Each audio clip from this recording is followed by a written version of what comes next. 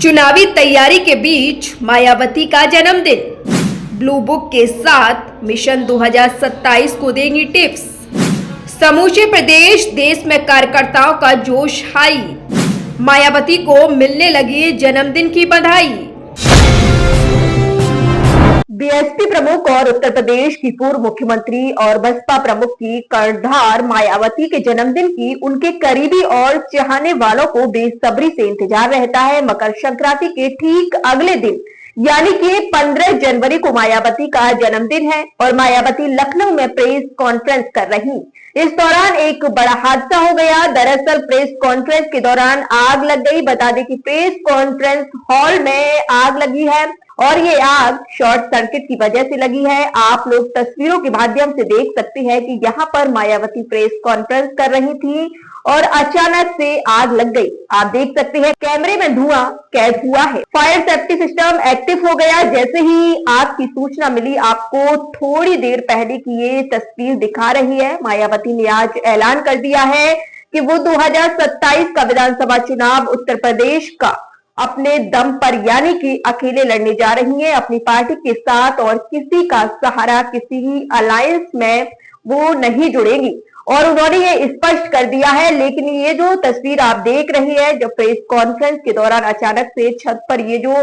Ceiling आपको दिख रही है प्रेस कॉन्फ्रेंस हॉल की, इसमें अचानक से आग लग गई और जैसे ही आग लगी धुआं निकला। फायर सेफ्टी अलार्म एक्टिव हो गए और आग पर काबू पा लिया। सुनिए इस प्रेस कॉन्फ्रेंस में सुप्रीमो मायावती ने क्या कुछ कहा। पार्टी व आम जनहित में हर वर्ष की तरह इस वर्ष भी पूरे देश भर में आज मेरा जन्मदिन जन कल्याणकारी दिवस के रूप में मनाया जा रहा है, जिसके लिए मैं पार्टी के सभी लोगों का हार्दिक दिल से आभार प्रकट करती हूँ। साथ ही हमेशा की तरह आज भी मैं अपने जन्मदिन के मौके पर ये बताना जरूरी समझती हूँ कि हमारी पार्टी की रही सरकार ने देश में समय समय पर दलित एवं अन्य उपेक्षित वर्गों में जन्मे हमारे महान संतों, गुरुओं व महापुरुषों में भी खासकर महात्मा ज्योतिराव फूले, श्री छत्रपति शाहू जी महाराज, श्री नारायण गुरु, बाबा साहब डॉक्टर भीमराव अंबेडकर एवं मान्यवर श्री कांशीराम जी आदि को भी विभिन्न स्तर पर पूरा आदर सम्मान दिया है और इनके नाम पर यहाँ अनेकों भव्य व ऐतिहासिक स्थल बनाए गए हैं तथा इनकी विशाल प्रतिमाएं लगाई गई हैं। साथ ही जनहित में अनेकों विशाल पार्क व गार्डन आदि भी बनाए गए हैं। इसके साथ साथ इनके नाम पर अनेकों नए जिले बनाए गए हैं तथा आम जनहित की भी असंख्य योजनाएं शुरू की गई हैं, जिनके अब अपने राजनीतिक स्वार्थ में विरोधी पार्टियों की सरकारें भी नकल कर रही हैं और जिनकी शुरू से ही इनके प्रति सोच व नियत मुंह में राम व बगल में छुरी की तरह ही बनी रही हैं, जिसमें अभी तक कुछ भी बदलाव नहीं आया है। इतना ही नहीं बल्कि इनके बताए हुए रास्तों पर चलकर ही हमारी पार्टी की रही सरकार ने हर मामले में व हर स्तर पर बहुजन समाज के लोगों को प्राथमिकता देते हुए यहाँ सर्वजन हिताय व सर्वजन सुखाय की नीतियों एवं सिद्धांतों पर आधारित ये सरकार चलाई है। ऐसे सभी संतों, गुरुओं व महापुरुषों को भी आज मैं अपने जन्मदिन के मौके पर पूरे तय दिल से नमन करती हूँ, जिनके बताए हुए रास्तों पर चलकर ही मैंने देश में यहाँ सदियों से उपेक्षित रहे खासकर दलित एवं अन्य उपेक्षित वर्गों के लोगों को मान सम्मान के साथ अपने पैरों पर खड़े करने के लिए अपनी पूरी जिंदगी भी समर्पित कर दी है। क्यों भाई खांसी बहुत आ रही है, थोड़ा ये माइक भी कम करो, आप थोड़ा सा इधर को हो जाओ और ये दरवाजा खोल दो। मेरे ख्याल सफोकेशन हो रहा है मेरे ख्याल आप लोगों को।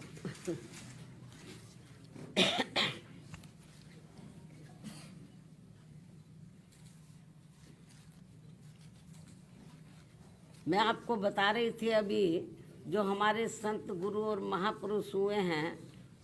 जिन्होंने इस देश के खास तौर से दलित एवं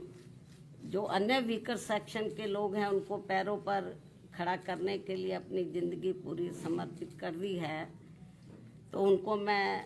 नतमस्तक करती हूँ, नमन करती हूँ। जिनके बताए हुए रास्तों पर चलकर ही मैंने देश में यहाँ सदियों से उपेक्षित रहे, खासकर दलित एवं अन्य उपेक्षित वर्गों के लोगों को मान सम्मान के साथ अपने पैरों पर खड़े करने के लिए अपनी पूरी ज़िंदगी भी समर्पित कर दी है। और जब तक मैं जिंदा रहूँगी और यदि अभी तक की तरह मेरा स्वास्थ्य भी बराबर ठीक बना रहता है, तो तब तक मेरा इन वर्गों के हित व कल्याण के लिए निरंतर प्रयास व संघर्ष आदि जारी रहेगा। और इस मामले में ना तो मैं कभी झुकने वाली हूँ तथा ना ही कभी किसी के दबाव व लालच आदि में आकर अपनी पार्टी की मूवमेंट से पीछे हटने वाली हूँ, जिसके लिए बीएसपी के जन्मदाता एवं संस्थापक मान्यवर श्री कांशीराम जी ने अपनी पूरी जिंदगी समर्पित कर दी है। इतना ही नहीं बल्कि इन्होंने अपने जीते जी हर मामले में मुझ पर पूरा भरोसा करके वह मुझे अपना एकमात्र उत्तराधिकारी बनाकर इस पार्टी की संपूर्ण जिम्मेवारी भी मेरे कंधों पर सौंप दी है, जिसे मैं अपने जीते जी किसी भी कीमत पर पीछे नहीं जाने दूंगी, बशर्ते ईवीएम हमारी मुश्किलें और ज़्यादा ना बढ़ाता रहे। ये मैं अपनी पार्टी के लोगों को विश्वास दिलाना चाहती हूँ,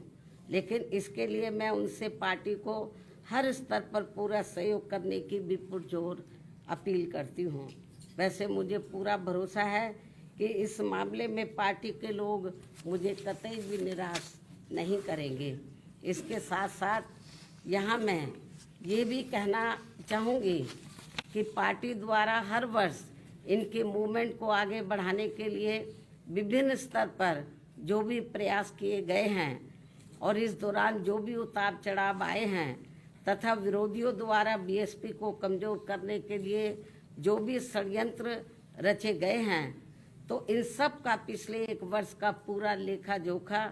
मेरी हर वर्ष आज के ही दिन अर्थात मेरे जन्मदिन के मौके पर जारी होने वाली पुस्तक मेरे संघर्षमय जीवन एवं बीएसपी मूवमेंट का सफरनामा में हिंदी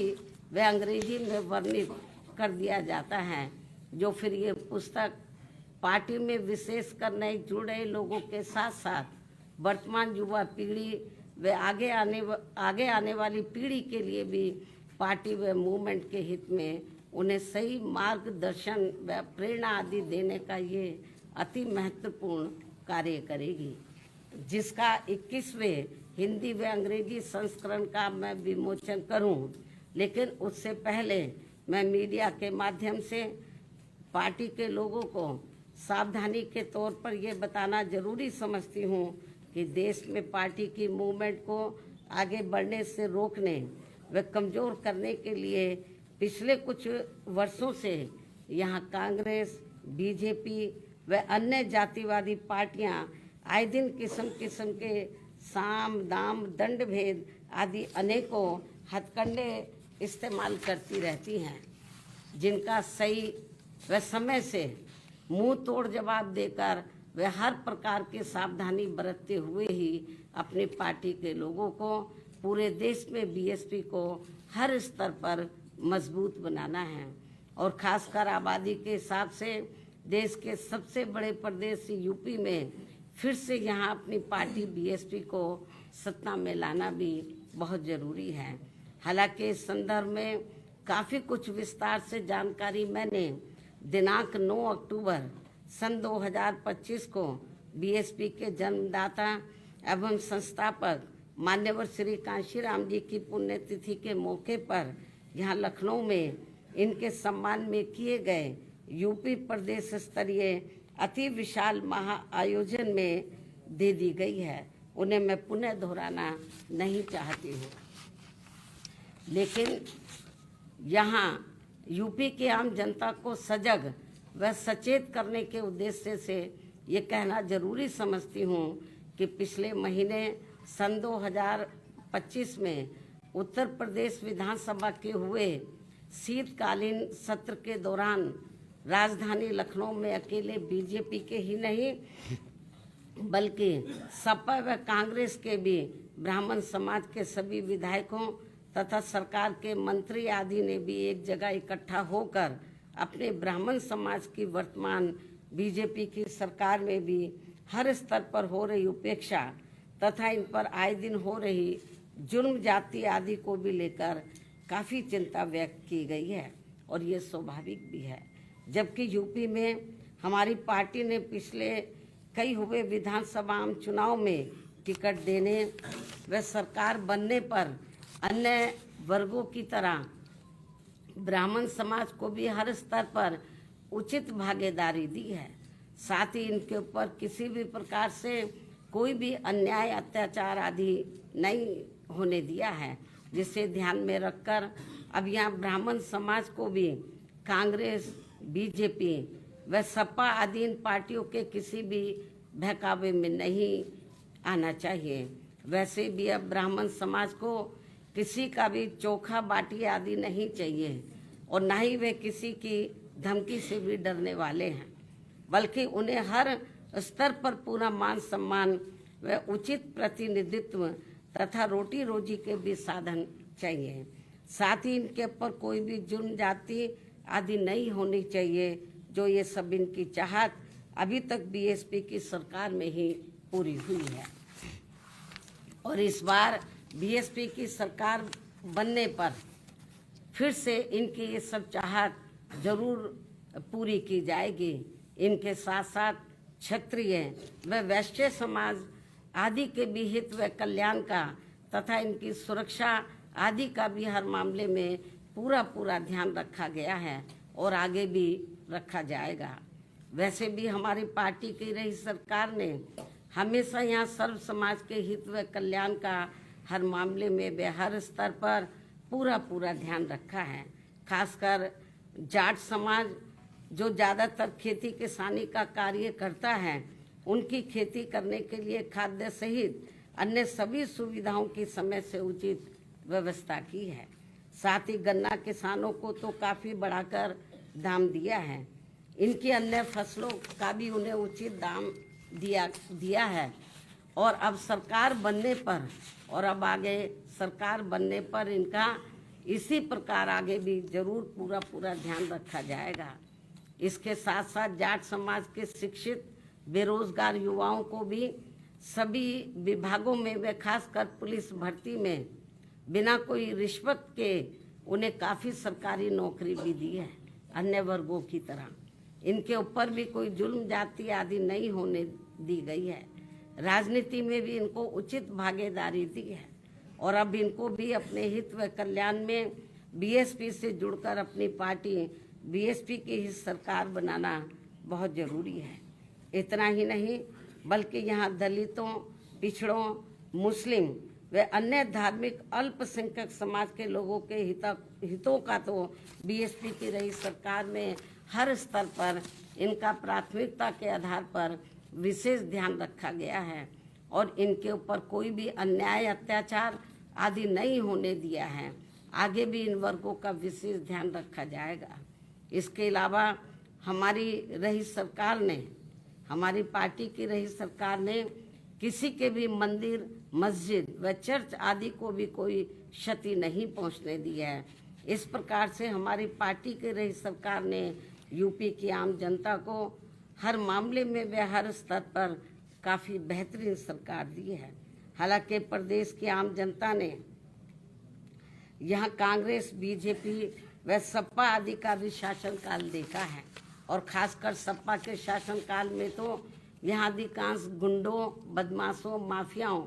व भ्रष्ट लोगों का ही राज चलता रहा है, जिसमें इनके खुद के समाज को छोड़कर अधिकांश अन्य सभी वर्गों का शोषण होता रहा है। और इस मामले में दलित वर्ग के लोगों का तो इनकी सरकार में सबसे ज़्यादा उत्पीड़न हुआ है, जिनके समाज के बीएसपी की प्रमुख नेता को भी सपा से अलग होने पर जब गठबंधन की सरकार थी तो सपा से अलग होने पर दिनांक 2 जून सन 1995 को यूपी के लखनऊ सरकारी गेस्ट हाउस में मेरे ठहरने के दौरान वहां सरकारी मशीनरी की मदद से सपा के कई हजार गुंडों व बदमाशों आदि ने जो उस दिन मेरे ऊपर जानलेवा हमला करने का पूरा प्रयास किया है, ये सब भी किसी से छिपा नहीं है। इसके अलावा दलित एवं अन्य पिछड़े वर्गों में जन्मे हमारे महान संतों, गुरुओं व महापुरुषों की भी इनकी सरकार में हर स्तर पर काफी उपेक्षा की गई है।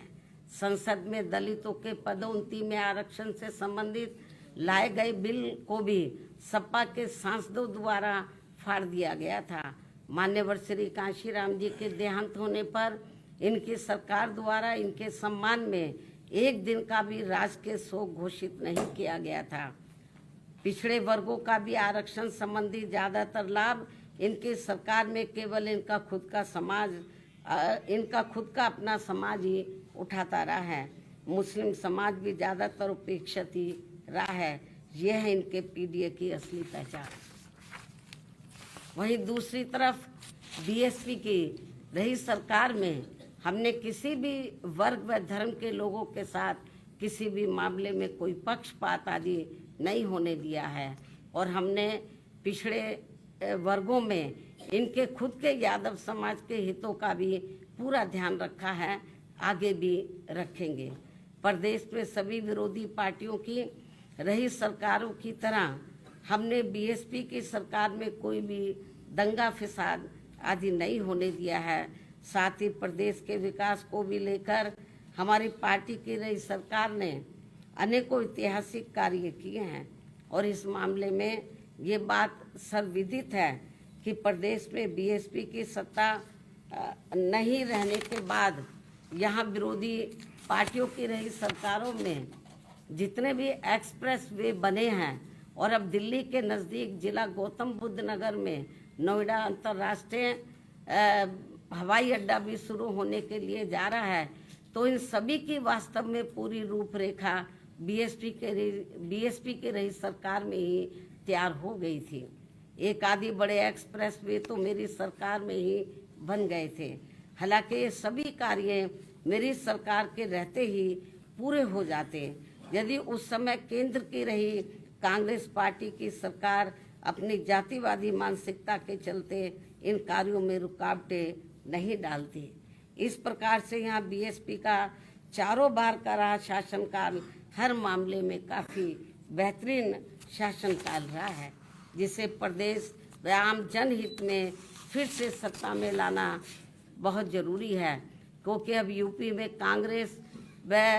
सपा की रही सरकार की तरह वर्तमान में बीजेपी की चल रही सरकार में भी यहाँ की आम जनता व विशेषकर दलित एवं अन्य उपेक्षित वर्गों के लोग हर स्तर पर काफी ज्यादा दुखी व परेशान हैं। इनके नेता लोग मौजूदा सरकार में अधिकांश अपने खुद के नफे नुकसान में ही लगे रहते हैं। इनका अपने समाज के नफे नुकसान से कोई लेना देना नहीं है, ऐसा इन वर्गों के लोगों का मानना है। अभी भी प्रदेश में कानून व्यवस्था सपा की रही सरकार की तरह काफी बिगड़ी हुई है। सरकार को बिना पक्षपात के काफी सख्ती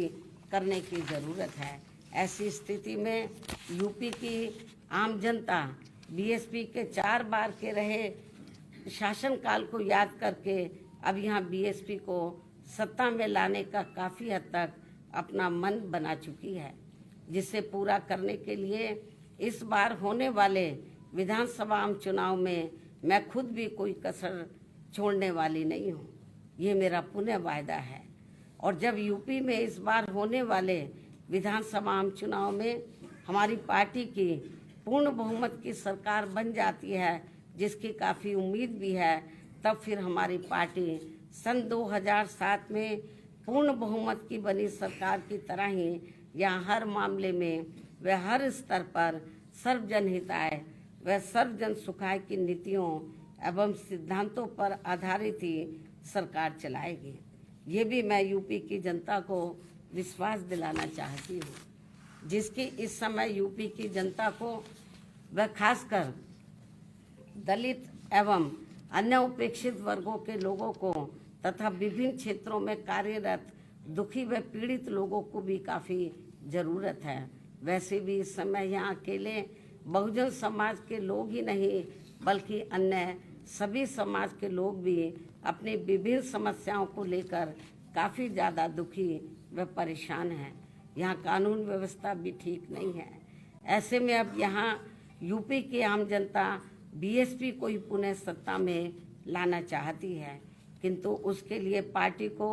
हर स्तर पर मजबूत बनाना बहुत ज़रूरी है। और यदि इस बार यह विधानसभा के आम चुनाव होने से पहले हमारी पार्टी हर स्तर पर मजबूत हो जाती है और जिसके लिए अभी से ही पार्टी के लोग पूरे जी जान से जुटे भी हैं, तो तब फिर अपनी पार्टी को इस बार यहाँ सत्ता में आने से कोई रोक नहीं सकता है, बशर्ते यहाँ प्रदेश की आम जनता चुनाव के दौरान कतई भी गुमराह नहीं होती है। इसके साथ साथ पिछले कई चुनावों की तरह इस बार भी होने वाले विधानसभा चुनाव में ईवीएम में धांधली व बेईमानी आदि नहीं की जाती है, जिसकी ये आम चर्चा है। लेकिन इसके बावजूद भी हमारी पार्टी ये सोचकर देश में सभी चुनाव पूरी तैयारी व दमदारी के साथ लड़ती है, पता नहीं कब ईवीएम में धांधली व बेईमानी आदि कराने वालों का सिस्टम फेल हो जाए, तो तब फिर चुनाव में सही रिजल्ट आ सकता है। ऐसी